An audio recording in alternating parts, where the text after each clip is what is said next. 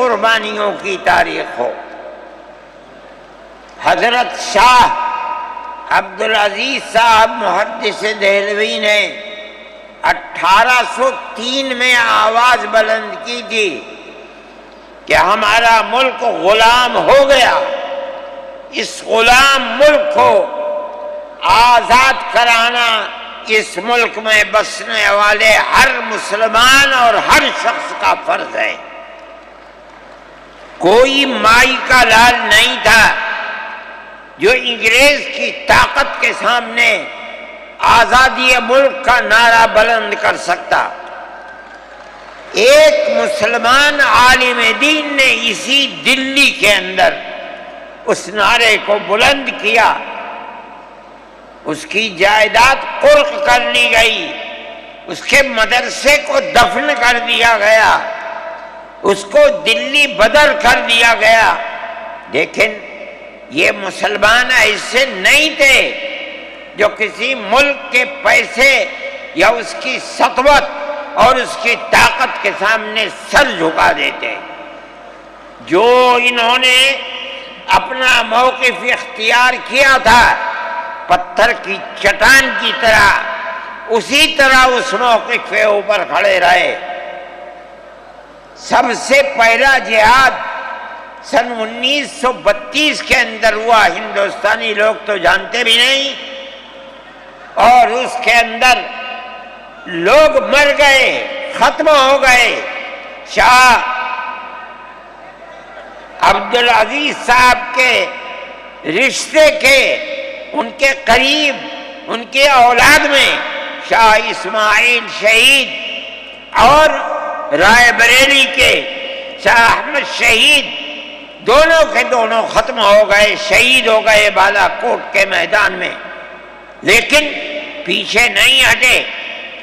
وہ لوگ جو بچ کر آئے تھے سن 1857 میں پھر جہاد کر دیا، اور اس کے اندر صرف اسی دلی کے اندر 33,000 مسلمان شہید کیے گئے، اور لال قلعے سے لے کر جامع مسجد تک درختوں کے اوپر ان کی لاشوں کو لٹکا دیا گیا۔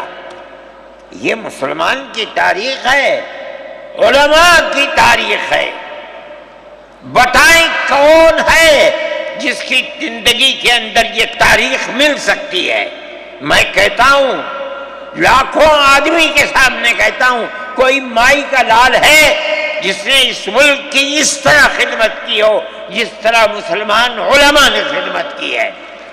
میرے بھائی، جمعیت علماء انہی مجاہدین کی بنائی ہوئی جماعت ہے۔ ہم تو ان کے جوتے سیدھے کرنے والے ہیں۔ ہمارا کیا کام ہے؟ ایک ہی کام ہے کہ انہوں نے جو جمعیت کی بنیاد کے اندر ہندو مسلم اتحاد اور ملک کے ہر بسنے والے کو ایک پیغام دیا تھا پیار و محبت کا، ہم اسی پیغام کو لیے بیٹھے ہوئے ہیں۔ ہمارا کام صرف اتنا ہے۔ دنیا توڑنا چاہتی ہے، حکومتیں برباد کرنا چاہتی ہیں، فرقہ پرست ذہنیت آگ لگانا چاہتی ہے، یہ نعرہ دینا چاہتی ہے کہ ہندو الگ، سکھ الگ، مسلمان الگ۔ ہم کہتے ہیں نہیں، ہندو مسلم سکھ عیسائی بھائی بھائی۔ یہ ہمارا پیغام نہیں ہے، ان بزرگوں کا پیغام ہے جنہوں نے پھانسیوں کے تختوں کو چوما، اپنے اس ملک کے لیے چوما ہے، اس کی آزادی کے لیے چوما ہے۔ اس ملک کے اندر یگانگت اتحاد جس کو آج آگ لگایا جا رہا ہے، ہمارے بزرگوں نے اسی اتحاد کے لیے اپنی قیمتی جانوں کو قربان کیا ہے، اور ان کا مقصد یہ تھا کہ ملک آزاد ہو جائے۔ حکومت ایسی بننی چاہیے جو حکومت سیکولر حکومت ہو، کسی کا حق نہ جائے۔ کانگریس اس لیے نہیں بنی تھی یہ 1803 کی آواز ہے کہ ملک غلام ہو گیا، جہاد کرنا فرض ہے۔ کانگریس کا تو وجود بھی نہیں تھا، کانگریس تو 28 دسمبر 1985 کو بنی ہے اور اس کا پہلا اجلاس بمبئی کے اندر ہوا ہے۔ آپ لوگ سمجھیں اس کو، کانگریس ملک کو آزاد کرانے کے لیے نہیں بنی تھی، کانگریس کی تجویز موجود ہے۔ وہ کہتے ہیں کہ ہندو مسلم ملک کے بسنے والوں کی اس جنگ و جدال سے دو جہاد، سن 32 کا 1857 کا، اس جہاد کے نتیجے میں جو برطانیہ کی حکومت اور ہندوستان کی حکومت میں دوری پیدا ہو گئی ہے، کانگریس کا مقصد تھا کہ اس دوری کو ختم کر دیا جائے، ملک کو اپنے گردن سے زنجیر غلامی کی نکال کر توڑ دیا جائے، کانگریس کا مقصد نہیں تھا۔ میں آپ سے کہتا ہوں یہ بات ہے اور کانگریس کی تجویز میں موجود ہے، کوئی اس کی تردید نہیں کر سکتا۔ کسی نے حضرت گنگوہی رحمت اللہ علیہ سے پوچھا کہ ایک جماعت بنی ہے جو ہندوؤں نے بنائی ہے انگریز کے ساتھ مل کر، کیا مسلمان اس جماعت میں شریک ہو سکتا ہے؟ حضرت نے فتویٰ دیا اور یہ کہا کہ جس طرح اپنے کاروبار میں ہندو مسلمان شریک ہو سکتا ہے، اسی طرح اس پارٹی کے اندر بھی ہندو مسلمان شریک ہو سکتا ہے، بشرطے کہ دین کو کوئی نقصان نہ پہنچے۔ اس فتوے کا نام ہے نصرت الابرار، جو پرانی مکتبیں ہیں، لائبریریاں ہیں، یہ آج بھی وہاں موجود ہے۔ یہ صرف فتویٰ نہیں ہے، یہ اس لیے ہے کہ یہ اشارہ ہے کہ مسلمانوں کو کانگریس کے ساتھ شریک ہونا چاہیے اور کانگریس کے اس نظریے کو بدلنا چاہیے، کانگریس کے اندر مستقل غلامی کی زنجیر کو توڑنے کے لیے اور انگریز کے ساتھ جہاد کرنے کے لیے تیار کرنا چاہیے۔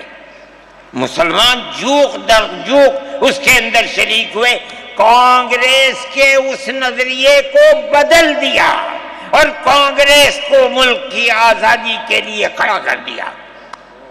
یہ مسلمان کا، علماء کا، جمعیت علماء کا کردار ہے۔ کوئی مانے نہ مانے، تاریخ میں لکھی ہوئی چیزیں ہیں، ہم سے پوچھے ہم وہ تاریخ کی لکھی ہوئی چیزیں لیں گے۔